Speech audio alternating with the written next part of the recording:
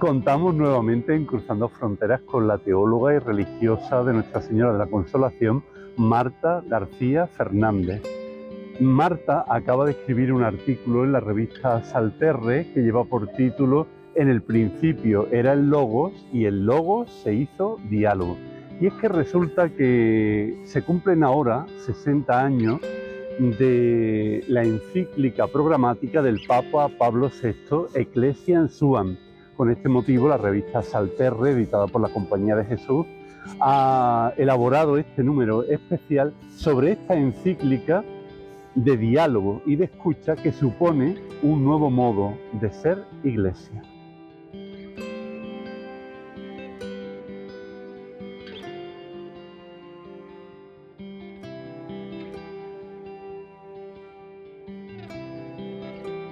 Pues tengo aquí en las manos esta revista Salterre de diciembre de 2024 que lleva por título, bueno, la temática, el monográfico es El diálogo a los 60 años de Ecclesiam Suam. Yo creo que, claro, me imagino yo, bienvenida Marta, Cruzando Fronteras de nuevo. Muchas gracias, ¿qué tal? Me imagino yo que este artículo tuyo en la revista en torno al diálogo ha sido una petición para el monográfico, ¿no es así? Sí, exactamente, me pidieron ya, no fue una decisión mía, sino debido al aniversario de Iglesia en Suban, pues me pidieron escribir sobre el tema del diálogo. ¿Y cómo influye tu propia experiencia personal y también tu experiencia docente en la forma en la que abordas el tema de este artículo que lleva por título "En el principio era el Logos y el Logos se hizo diálogo"? Pues es una pregunta difícil. Pues, la primera influencia es que no estaba de acuerdo conmigo misma, estuve en diálogo todo el tiempo, porque aunque es un tema muy interesante en la Biblia y después en la experiencia personal, además también es muy carismático. Nuestra fundadora dice en todas las hermanas que fue una mujer muy de diálogo. Ella veníamos de las Hijas de la Caridad.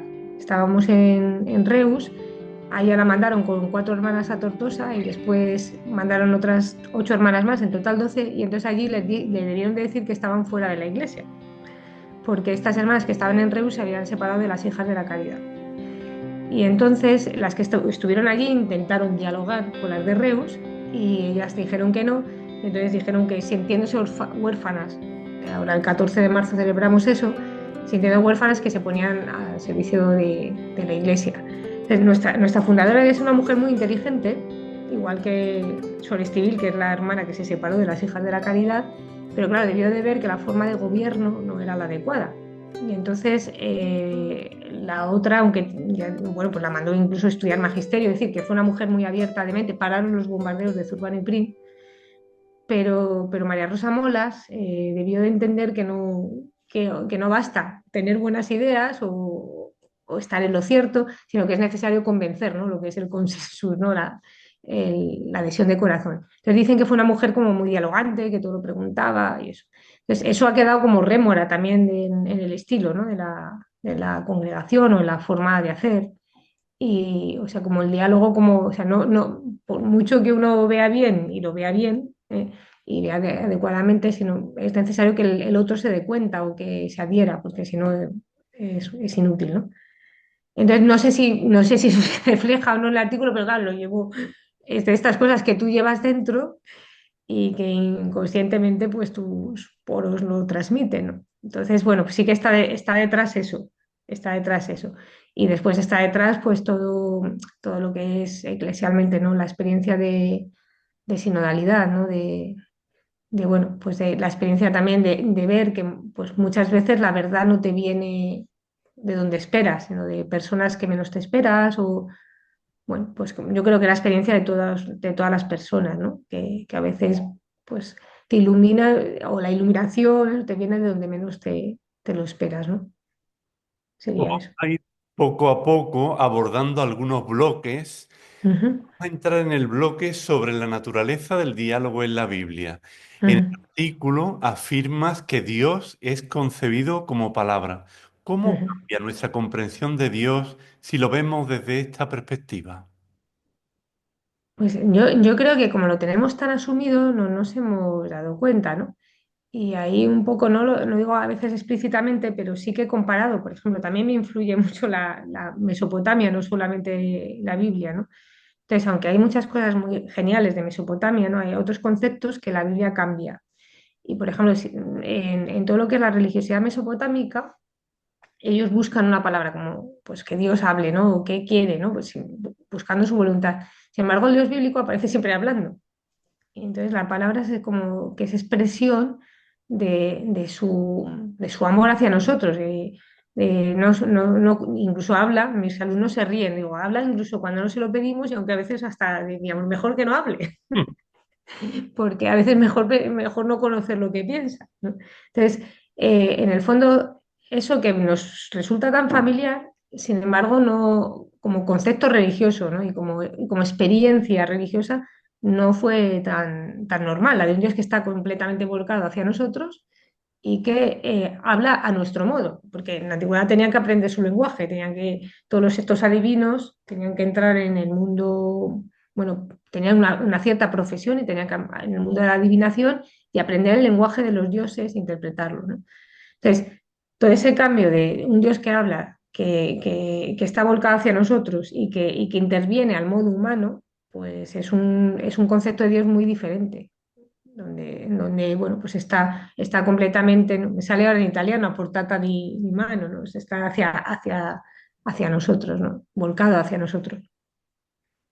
Y podríamos decir, Marta, que el diálogo no es solo un medio, sino un fin en la relación entre Dios y el ser humano.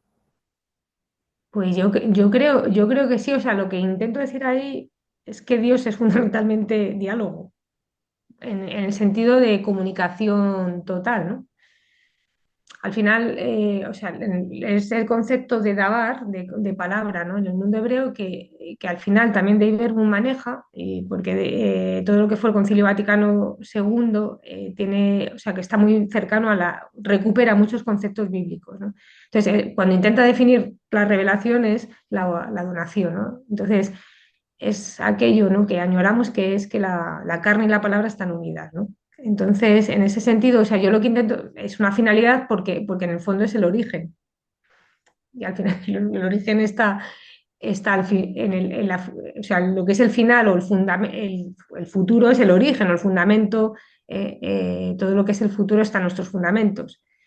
Entonces entiendo por eso que sí, ¿no? Porque eso, porque Dios se da, o por lo menos la carne y palabra no estarían separadas en el mundo bíblico, aunque nosotros pues a veces lo hemos separado, claro. Mm. Y mencionas que la Biblia es un proceso de relectura continua, bueno, el fruto de ese proceso. ¿En qué sentido refuerza esto su carácter dialógico? Pues ahí a veces cito a Bushan, que es una de las ideas que a mí para entender lo que es la relectura, él en un momento dice y para ver cómo se crea esa unidad, dice que es como una rueda que avanza girando sobre sí misma. Entonces, en realidad, esto vale también para los dogmas o para la comprensión bíblica, ¿no? Es decir, en el fondo, la novedad viene de una prospección, de una penetración de sentido, no viene, o sea, el avance, que en el fondo es avance, pero viene a medida que horadamos el sentido. Entonces, es como si algunos le definen la Biblia como una especie de mosaico, ¿no? De oriental, ¿no? Donde todos los personajes están mirando y unos pasajes te reenvían a otros. Entonces, la unidad que vemos se debe en el fondo al fruto de un crecimiento de la escritura a base de la prospección o de la horadación de un núcleo que después incluso a lo mejor se ha podido esos pasajes se han podido reestructurar con otros elementos, pero que en el fondo o han ido creciendo, pero que también han ido creciendo en otros textos, ¿no? Es un poco también, pues no sé, como yo creo que todos pues llevamos el bagaje nuestro, pero también digamos el bagaje existencial de otros. Y al final también o profundizamos también en la experiencia humana normal, pero que también recogemos el bagaje, ¿no? que nos han entregado. Entonces, en cierto modo, no es solo nuestro lo que llevamos. Lo entendería así, ¿no? entendería así. Nos sentimos por eso profundamente solidarios al género humano. Ujú. Mm. Continuamos ahora con otro bloque sobre la ontología del diálogo. Mm. Dice en el artículo que dialogar responde a la estructura constitutiva y más Mm. profunda de todo ser. ¿Podrías Mm. profundizar un poco en esta idea? A mí la idea que me viene siempre es la de Génesis 2, los dos relatos creacionales. En el segundo se dice o sea, que Dios toma este barro y entonces sopla, y entonces dice que ese barro se hace un nefesh hayá, una garganta viviente. Entonces, la Biblia entendería como que estamos, o sea, que hay un órgano que después se llamará olfato de oveja o sensus fidei, como es que quiera, pero que hay una garganta, estamos unidos a Dios por respiración. Entonces, en su antropología ellos comprenden que Dios nos respira y nosotros acogemos el aliento y lo devolvemos. Es como un movimiento eucarístico de recepción y donación, de recepción y donación. Entonces, en cualquier momento, la espiritualidad no sería más que eso. O sea, en cualquier momento que se pare este elemento, se estropea la relación, porque nos podemos quedar con el aliento por miedo, con la respiración, por miedo a que Dios no nos vuelva a respirar, y entonces morimos, y al revés, podemos rechazar el aliento, ¿no? Entonces, hasta el punto esto es útil, que bueno, lo que los jesuitas llaman las mociones, en realidad sería eso. Cuando dice la Biblia que cuando Dios se enfada, se le calientan las narices. Entonces, claro, respira más rápido. Entonces, como nosotros estamos unidos a Dios por respiración, lo notamos. Sin embargo, cuando está tranquilo, se apacigua. Entonces, también lo percibimos, ¿no? Entonces, hay un movimiento dialógico con Dios. O sea, estamos unidos, este órgano nos une a Dios por respiración, somos capaces de captar, de captarle. Entonces, en ese sentido, nuestra estructura, o sea, tal como lo comprende, como le llamemos, ¿no? Nefesh hayá, o sea, garganta viviente, eso me gusta mucho, ¿no? Esa imagen, pero podría haber otras. O sea, nuestra misma estructura está abierta a la respiración, al diálogo, está abierta al otro, a recibir y a donar. O sea, en ese sentido lo entendería. Y Marta, en tu opinión, ¿el diálogo es una necesidad antropológica o más bien una elección ética?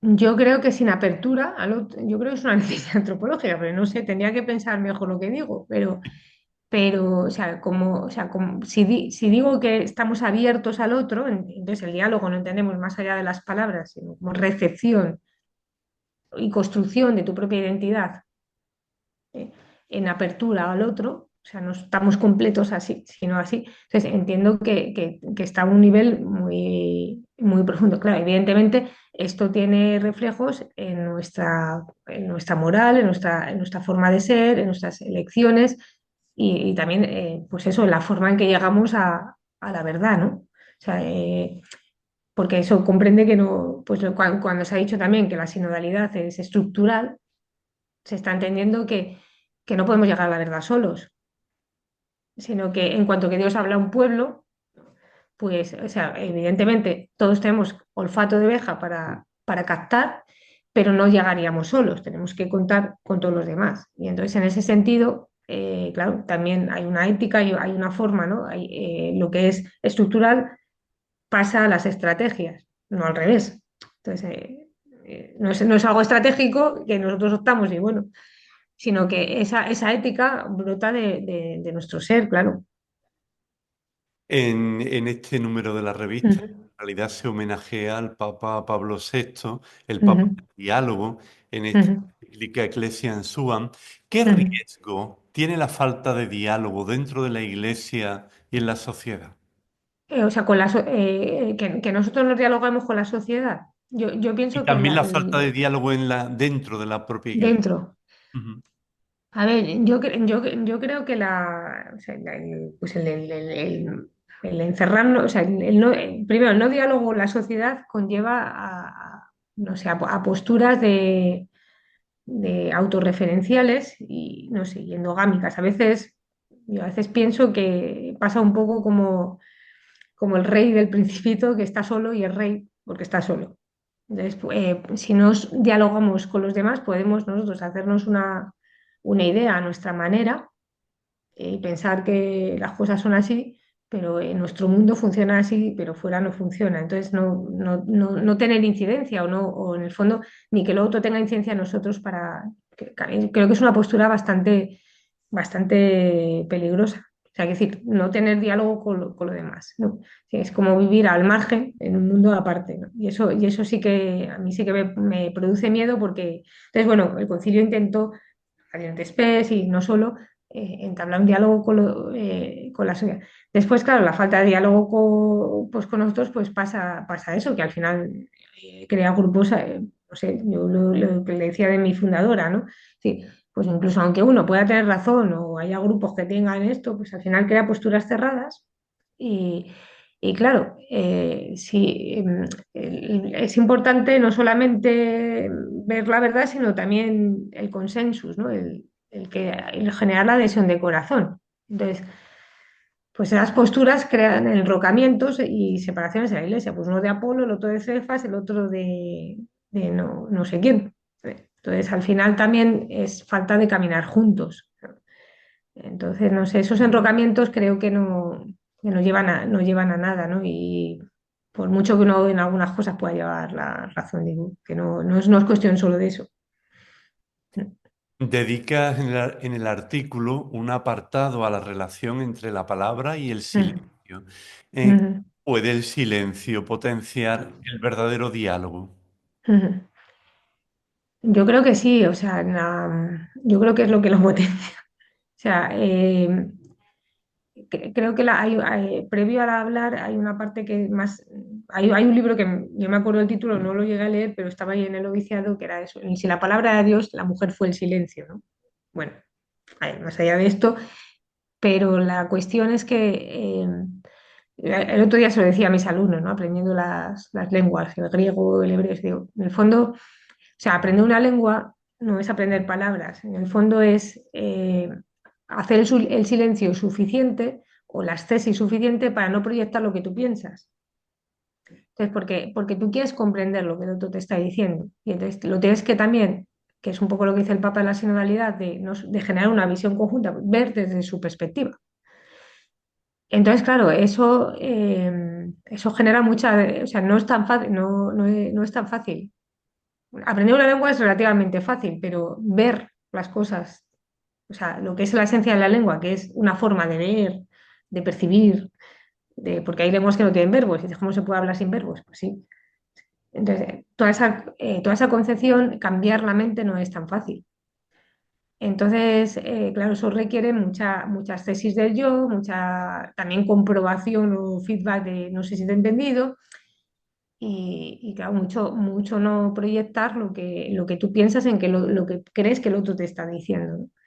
Entonces, yo creo que el silencio, o sea, como actitud es fundamental de acallamiento, ¿no? Del yo, que no en un sentido negativo, sino pues que todos tenemos nuestras categorías, como es lógico y es necesario, pero que necesitamos también ponerlas un poco pues, en cuarentena para intentar aprender el idioma de otro, ¿no?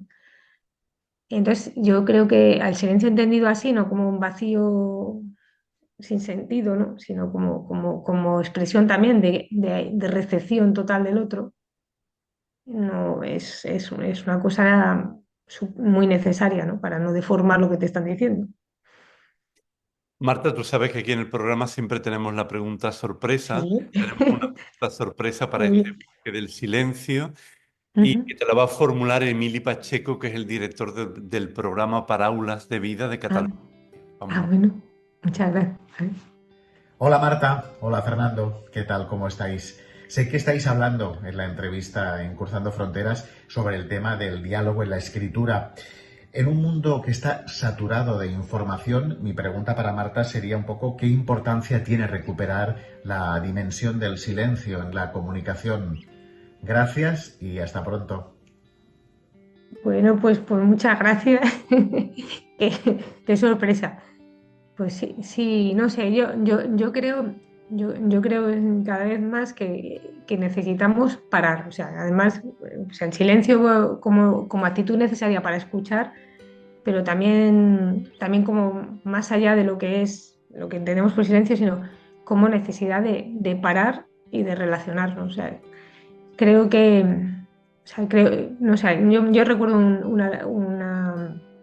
un encuentro que fuimos a Cáritas y decía que no todo, o sea, no toda evolución o no todo progreso, más que evolución, no todo progreso lleva al desarrollo, ¿no? Conlleva un desarrollo, ¿no? Y un poco hablaba de las encíclicas sociales y eso. Y creo que como nunca tenemos progresos en comunicación, que es un poco lo que... Y como nunca tenemos información, palabras, inteligencia artificial, todo lo que queramos, pero eso no conlleva que hayamos desarrollado más la comunicación.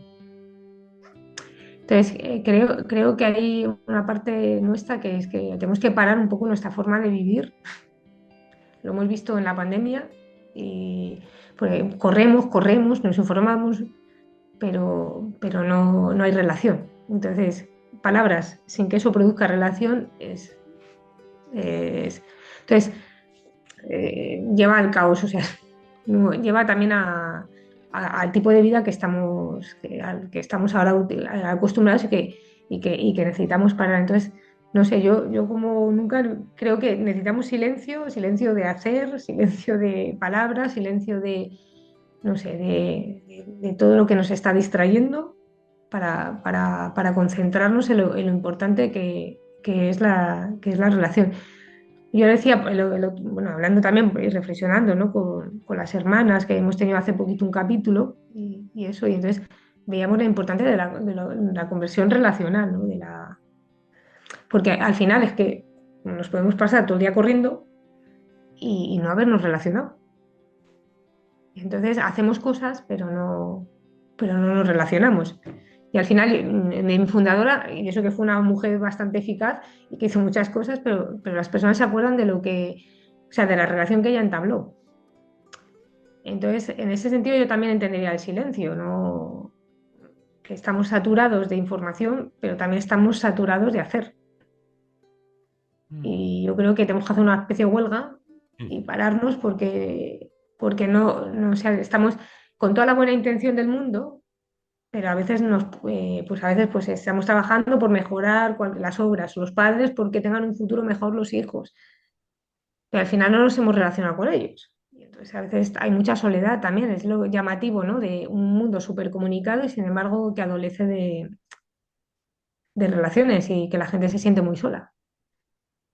Entonces eso. Pues No sé si he respondido, pero bueno.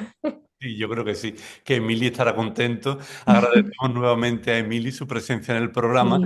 y también le deseamos lo mejor en nuestra nueva etapa como delegado de medios de comunicación de la Ah, Diócesis bueno. de San Felipe de Llobregat. Así que un abrazo a los de San Felipe. Sí. Bueno, pasamos ahora de bloque. Vamos a hablar sobre el lenguaje y la performatividad. Vamos a volver de nuevo a un término que tú ya hacías alusión al término dabar. Explicas que en hebreo palabra y hecho son la misma realidad, dabar. ¿Cómo impacta esto en nuestra manera de entender la comunicación y el compromiso? No sé, yo al final nos quedamos con pocas ideas y yo ya también me hago mayor y me quedo con menos. Entonces siempre explico esto y para entender lo de la performatividad a mí me ayuda, ¿no? A ver, cuando por ejemplo nosotros utilizamos a una persona, le decimos a un niño, le podemos llamar torpe, torpe, torpe, al final lo termina siendo.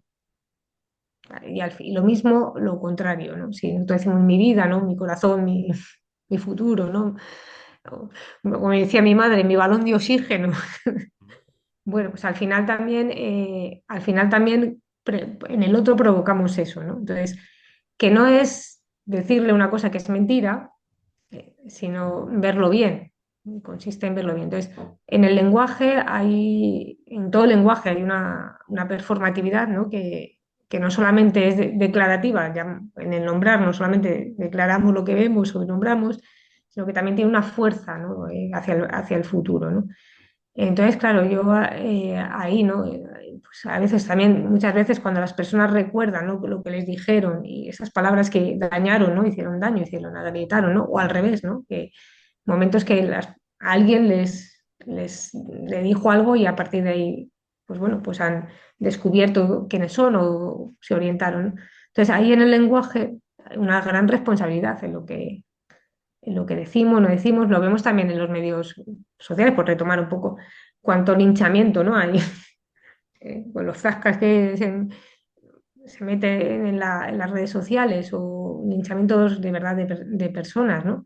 Que, y no sé, pues que podemos un poco con nuestra palabra herir o podemos al revés, ¿no? Podemos engendrar futuro. Entonces, creo que la fuerza de la palabra en ese sentido pues es muy importante. O sea, por lo menos recobrar, ¿no? la importancia, porque a veces también con todo esto lo hemos banalizado. Como si decir algo no va a suponer nada, ¿no? En el otro. Ahí entonces la performatividad entiendo que sigue existiendo. Entonces, mucho más, claro, la Biblia, la performatividad en ellos es muy clara porque palabra y hecho, o sea, la palabra dar es lo mismo que hecho. A veces no sabemos cómo traducirlo. Pero bueno, se puede decir que también en nosotros hay palabra hecho. Ujú. Y siguiendo un poquito más Mm. con este aspecto, ¿en qué sentido podríamos decir que la palabra en la escritura no solo informa, sino que transforma?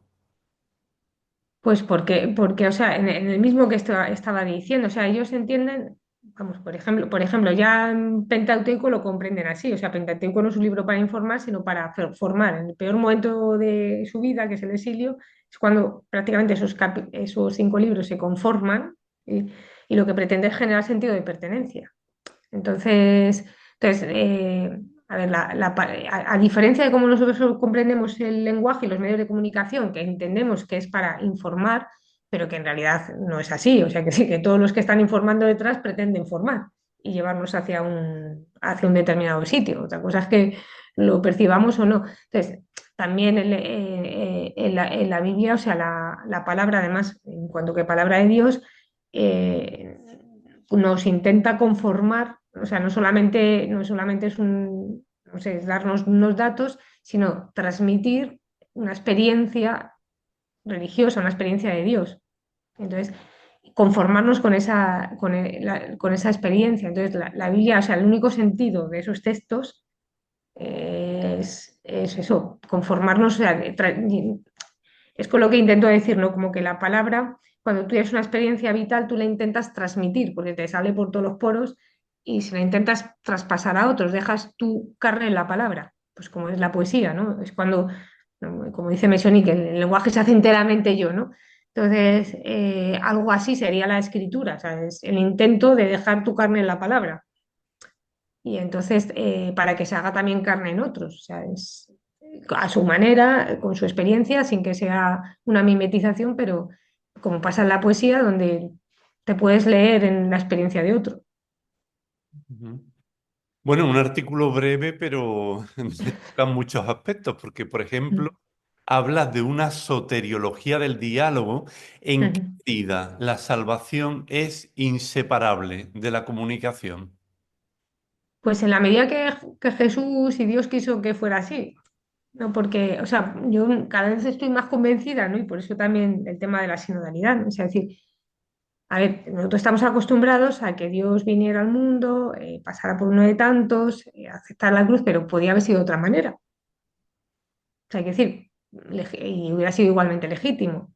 Cuando las tentaciones, aunque las vemos un poco así, pero o sea, las tentaciones no es tanto la tentación si tú eres el Hijo de Dios, o sea, no es tanto eso, sino el cómo, ¿no? Serlo, ¿no? Entonces se podría haber que hubiera importado que hubiera bajado de la cruz, es decir, que no hubiera cometido un pecado.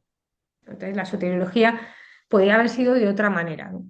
Pero en cuanto que Dios acepta, o sea, venir así, hecho palabra, hecho, o sea, pasar por uno de tantos, convencernos, no a golpe de milagros, ni a golpe de espectáculo, ni de generarnos temor, y no entra, por ejemplo, al trapo de nuestra, pues demuestra que eres el Hijo de Dios, pues si eres baja, entonces no entra en todo este tipo de cosas, sino que nos convence a golpe de servicio, a golpe de hablar, de intentarnos convencer, entiendo que no hay otra forma, porque es la que Dios ha decidido. Entonces, eso se ve muy bien también en los profetas bíblicos y en su medida en el Antiguo Testamento también, y después también que está unido también a lo que es lo de la sinodalidad, ¿no? Es porque, o sea, no sé, por ejemplo, cuando describe en los capítulos de Génesis del 1 al 11 todo el tema del pecado, que otra vez después del diálogo del diluvio, perdón, reaparece entonces y Dios elige a Abraham, uno que no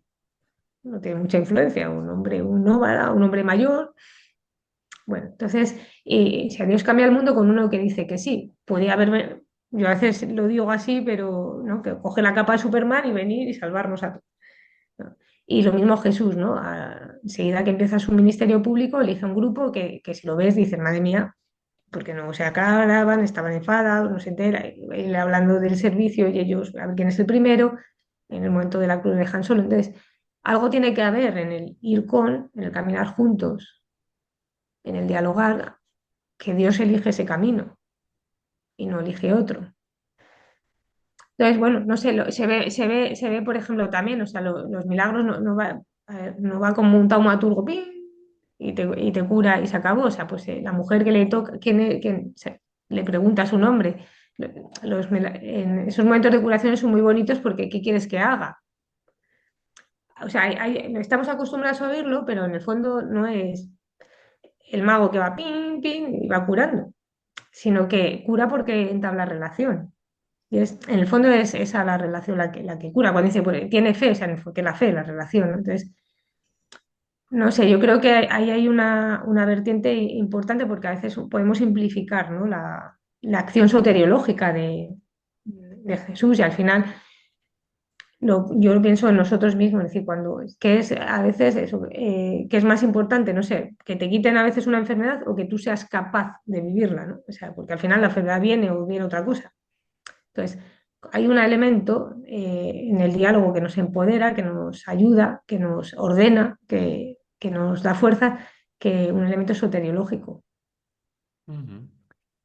La pregunta de Dios en Génesis 3, ¿dónde está? Parece tener una función pedagógica.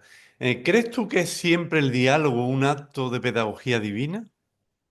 Yo creo que sí, o sea, ahí está detrás una figura bueno, que la estudió mucho un profesor querido, porque con él hice la tesis, pero que vamos, me parece una persona muy buena persona y muy buen estudioso, Pietro Bobati, que habla del RIC, ¿no? Entonces, él lo aplicó, esto lo aplicó después Alonso, Alonso Seckel, Bobati fue alumno de Alonso Seckel, y él en un momento en el libro dice, yo estoy aplicando esto que está estudiando mi alumno en el Génesis 3, ¿no?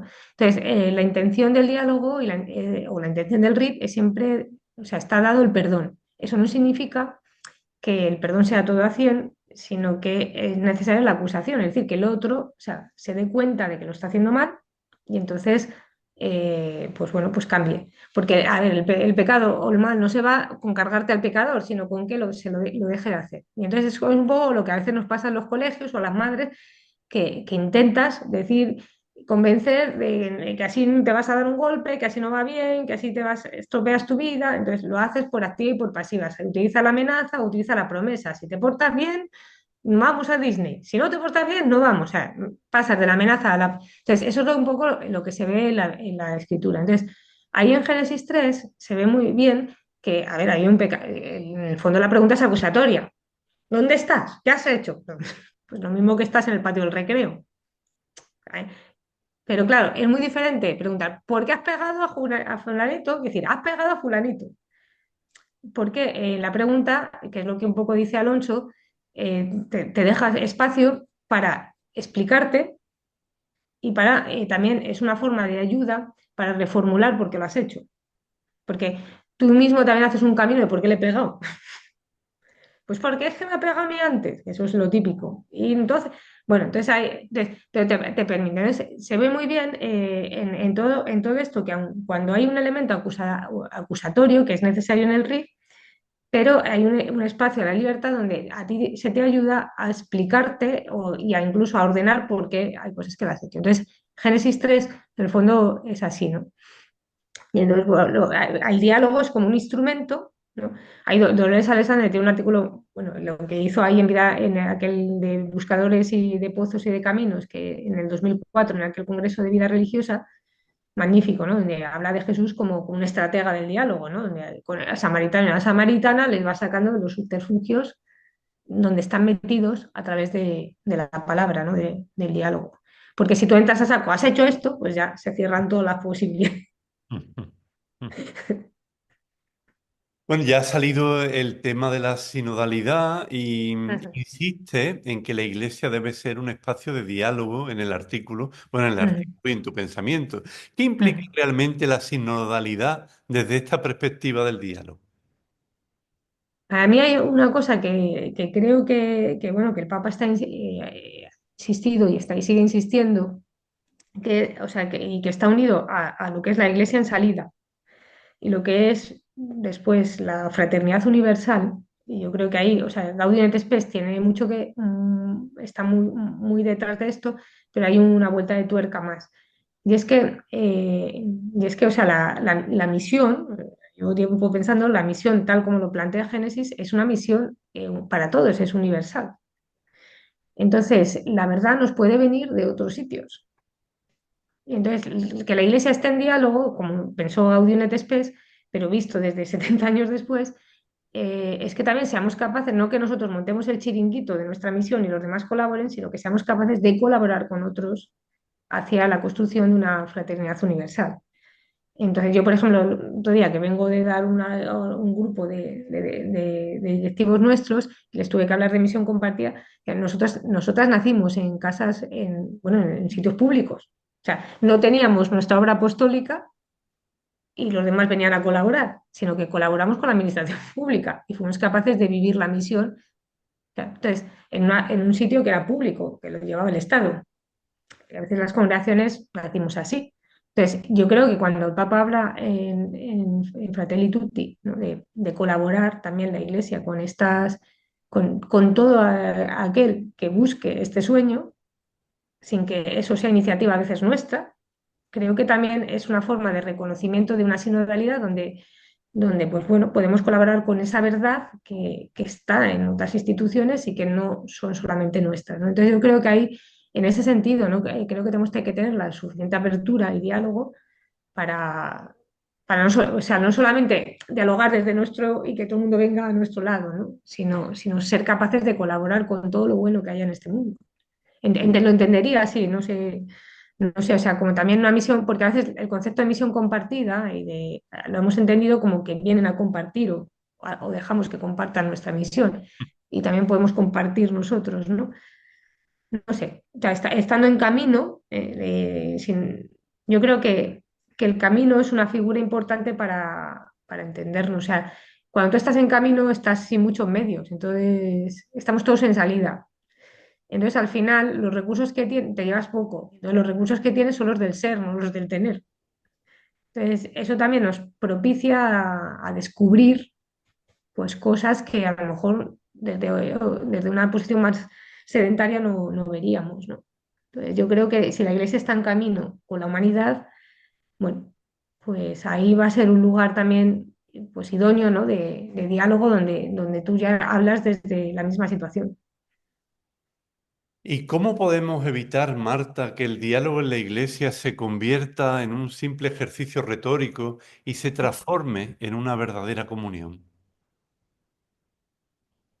Yo, sé, yo creo, o sea, a mí lo que tengo de miedo de la sinodalidad es que la reduzcamos a encuestas o a eso, un ejercicio retórico. O sea, o sea, todo lo que hagamos sin conversión del corazón da igual. O sea, que decir, a ver, la conversión del corazón evidentemente tiene que pasar por concretarse, pero la concreción sin lo otro, entonces es muy difícil las fórmulas, ¿no? Yo a veces lo explico con el tema de la ley o sea, que toda ley tiene espíritu y letra, ¿no? Entonces, cuando tú quieres comunicar, digo, a veces se ríen, digo, a ver, yo tengo el valor de la oración y entonces, pues digo, bueno, pues debemos de tener pues una hora de oración, lo concreto, ¿vale?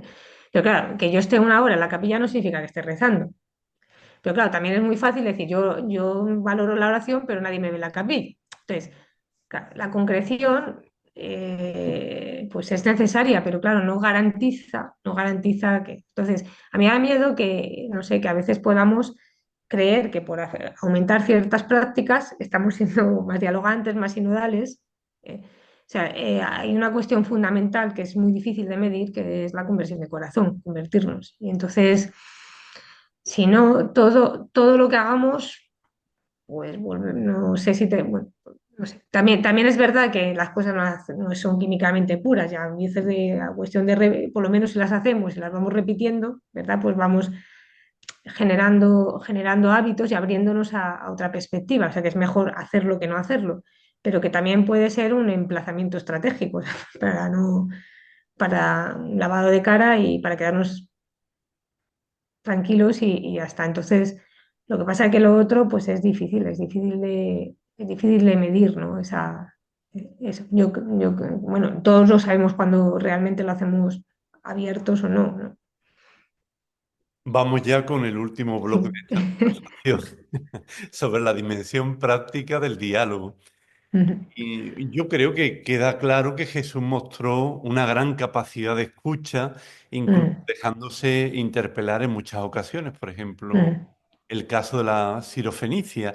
¿Qué podemos aprender de esta forma de dialogar de Jesús?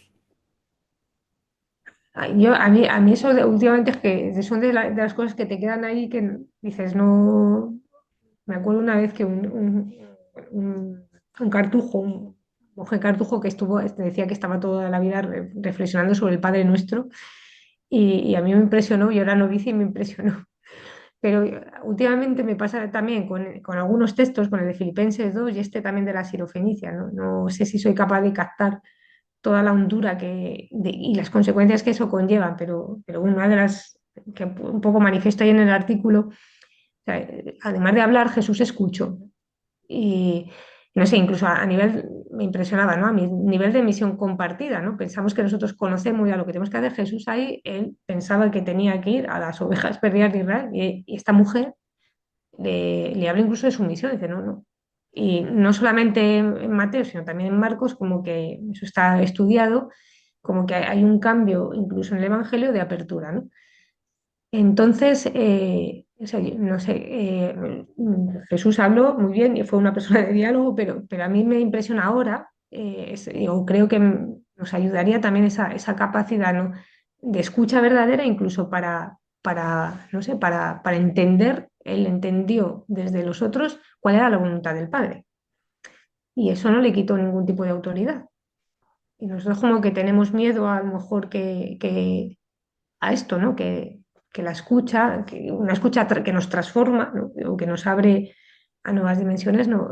Que no sepamos todo, como si nos quitara, ¿no? Entonces, no sé, yo creo que esa actitud o sea, que en Jesús se da el diálogo porque está esa doble cuestión de escuchar no sé, cuando lo ves, ¿no? Pues una persona Jesús muy sensible a la realidad, pues escucho, ¿no? ¿Quién me ha tocado, no? Ahí hay un texto precioso del Salmo 39 que, bueno, el salmista está un poco enfadado, pero en el fondo, en su enfado, le está diciendo a Dios o sea, que él escucha las lágrimas. Eso es algo, o sea, es de indicar que es hipersensible, porque es muy difícil escuchar una lágrima. Entonces, o sea, entiende que Dios es hipersensible, ¿no? O sea, que Dios escucha hasta lo que no escucha nadie. Entonces, de ahí nace también la palabra, ¿no? En Éxodo, todo el movimiento de Éxodo, dice, Dios escuchó el dolor de Israel, ¿no? Y entonces, y conoció, 3 puntos, y entonces ya merece la vocación de Moisés, ¿no? Entonces, quizá también a lo mejor tendríamos un poco que profundizar que este Dios palabra es un Dios que escucha, ¿no? Y que escucha lo que no es audible, ¿no? Para los registros normales, porque a veces no captamos pues, ni cómo está el de al lado. Ujú. Entonces, eso. Y en un contexto de polarización social y religiosa, ¿cómo podemos cultivar un diálogo auténtico sin caer, por un lado, en relativismo o en imposiciones? No sé cómo lo tenemos que hacer. O sea, yo creo que, no sé, que hay en todos, como que hay una cosa lo que decimos. No sé si cómo decirlo, pero una cosa es lo que decimos y cómo nos expresamos, y yo creo que otra cosa hay un nivel de escuchar más profundo. No sé, porque hay a veces que como que o sea, detrás de posicionamientos a lo mejor hay dolor, hay, no lo sé, ¿no? Hay, no sé, detrás de ciertas agresividades, de estas formas, ¿no? Entonces, creo que tendríamos que, no sé, que entrar en un nivel mayor de comprensión del otro, o de escuchar qué está detrás de muchas veces de los argumentos que se están diciendo. Y eso, lo que pasa es que entiendo que en un contexto político es difícil,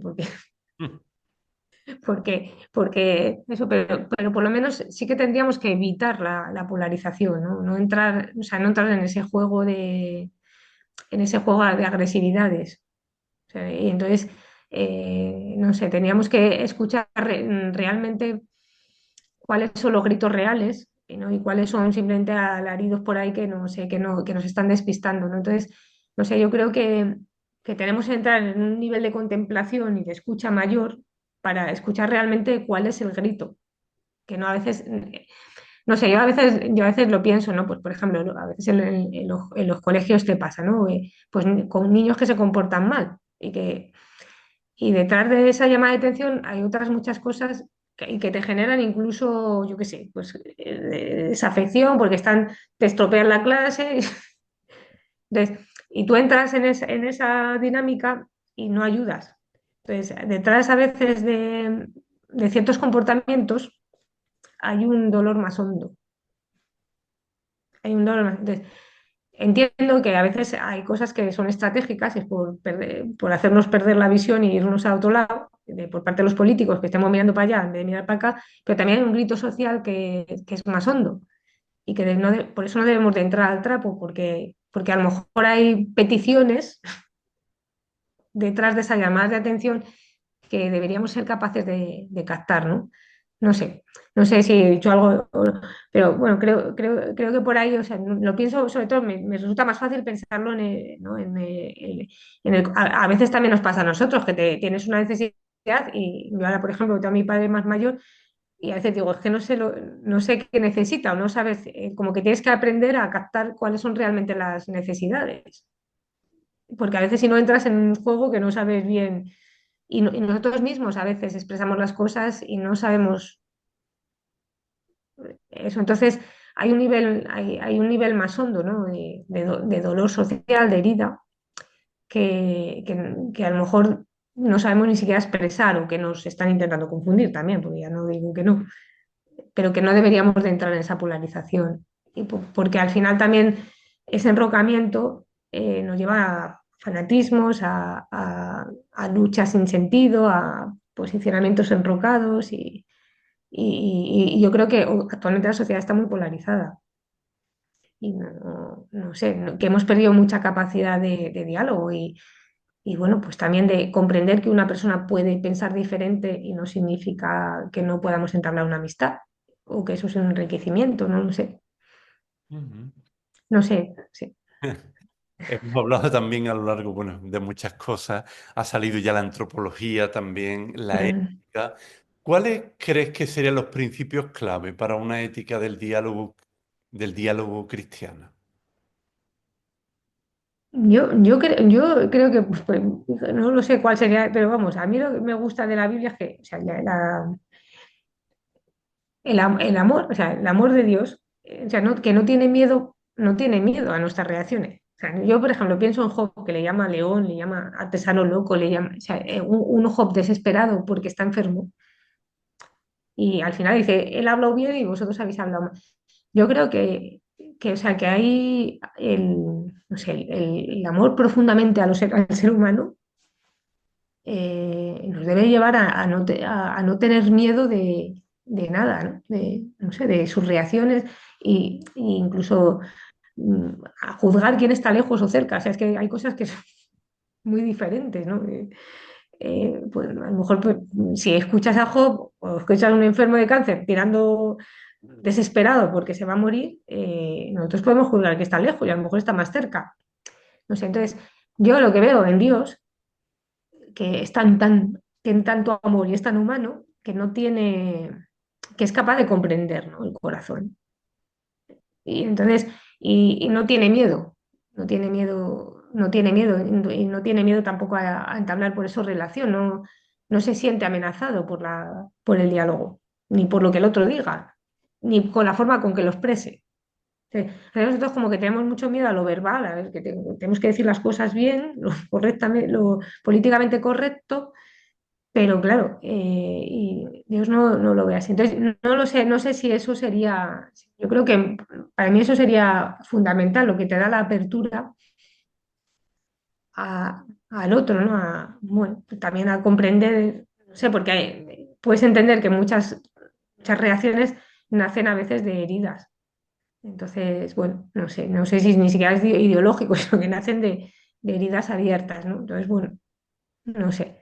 Yo veo también, mi fundadora, que no tiene, se le tiraban el plato de comida y ella volvía otra vez y lo volvía a guisar. Es decir, cuando uno está dolido y solo y no tienes a nadie, pues a veces el otro reacciona así. Entonces, para desactivar esos mecanismos que se niegan a dialogar, es necesario, pues, no sé, entrar de otra manera, ¿no? O sea, no tenerlo miedo. No, no sé si me explico, pero vamos, que yo iría por ahí. No, creo que te expliqué muy bien. Bueno, Marta, tenemos que ir terminando. Vamos a terminar con una pregunta, con un ejercicio de mayor aterrizaje todavía. Ujú. ¿Cómo podemos hacer que el diálogo no sea solo un concepto teológico o bíblico, sino Ujú. una realidad vivida en nuestra vida cotidiana?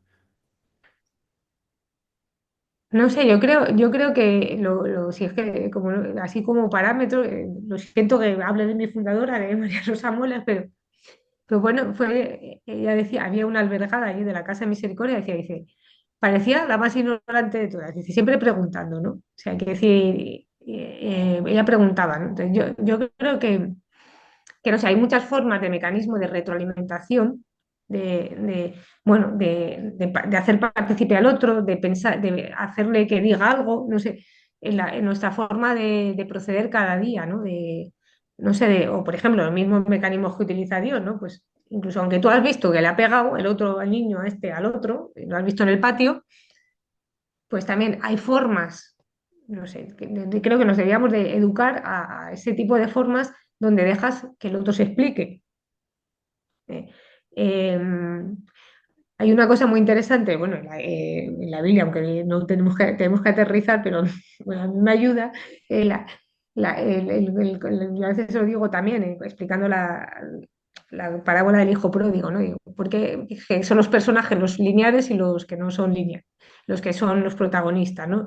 Y entonces, claro, nosotros al hijo pródigo nos cae mejor porque sabemos todo de él, pero claro, si nos diera más información del hermano, pues a lo mejor pues, veríamos que el pobrecito pues ha pasado todavía así, que el otro era un cara dura, entonces a lo mejor le tendríamos más simpatía, ¿no? Entonces, a veces comprender al otro, dejarle que se explique, el conocer qué pasa, te da también información pues para no hacer un juicio tan rápido y entender desde dónde habla, ¿no? Entonces, yo creo que, o sea, que eso, que en la vida, pues cuanto más conocimiento, más diálogo, más nos intentemos poner la otra perspectiva, ¿no? Más conozcamos, más demos oportunidad, no sé, tendremos más apertura, o por lo menos de ponernos desde la posición del otro y ver por qué está reaccionando así, ¿no? Entonces, bueno, pues no sé, yo creo que ese sería el ejercicio, ¿no? Que es el mismo que intentar aprender una lengua. Es decir, nos entendemos, pero no, aunque nos entendamos, no sé, entendemos el español, pero no estamos entendiendo a veces lo que estamos diciendo, ¿no? Entonces, bueno, pues todo eso que nos ayude, pues en cada situación de esa manera, yo creo que no sé, nos abrirá el horizonte, ¿no? Pues para poder encontrar una palabra o para callarse, porque a veces hay que callarse, o no sé, no sé si iría por ahí, yo creo que sí, pero vamos, yo iría por ahí. O sea, que decir, cuando digo preguntar, no es estar todo ya en plan haciendo preguntas, ¿no? Sino es intentar captar, ¿no? Del otro desde dónde habla, porque hay muchos elementos que atraen información y que dialogan más allá de lo verbal. Ujú. Entonces, no sé eso. Ujú. Bueno, creo que la revista Salterre ha tenido una iniciativa muy buena de recordar Ujú. esta carta encíclica Ecclesiam Suam, los 60 años de Ecclesiam Suam del Papa Pablo VI y sobre todo esta necesidad del diálogo en la sociedad y en la iglesia. Muchísimas gracias, Marta, por este ratito de conversación y por esta invitación Pues, al diálogo. pues a ti, esto sí que es un espacio de diálogo, Fernando. Nada, y ya lo sabes, que ya te lo he dicho muchas veces, me siento muy a gusto, ¿no? En esta conversación, ¿no? tan amable y bueno, pues también que te ayuda, incluso a mí me ayuda a profundizar en cosas que he dicho, digo, madre mía. Y bueno, pues en este espacio que sé también que se abre, es una ventana, ¿no? Que se abre a otros lugares y pues también entramos, ¿no? en diálogo, que sería más, aunque no lo veamos, ¿no? Pero sí, un diálogo más silencioso con otros lugares, otras comunidades, otras personas. Es que gracias a ti. Hasta siempre, Marta. Chao, chao. ¿Te ha gustado esta entrevista sobre el diálogo y la escucha en la escritura con Marta García Fernández? Si es así, te animamos a que te suscribas a nuestro canal, que le des al like, que toques la campanita y que sigas esta conversación en las redes sociales y, si puedes, en tu grupo de parroquia o donde te encuentres. Muchas gracias.